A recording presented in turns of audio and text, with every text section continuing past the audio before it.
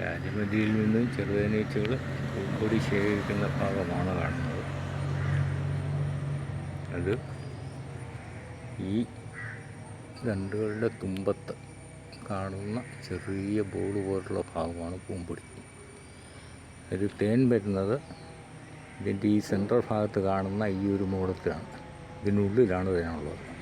അപ്പോൾ ഇത് നിറഞ്ഞ് പുറത്തേക്ക് വന്നാൽ മാത്രമേ തേനീച്ചകൾക്ക് തേനെടുക്കാൻ പറ്റുള്ളൂ.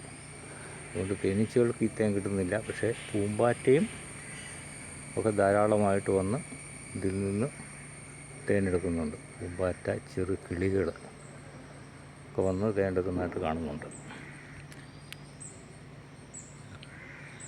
ഈ തുമ്പത്തിരുന്നാണ് തേനെടുത്തുകൊണ്ടിരിക്കുന്നത്.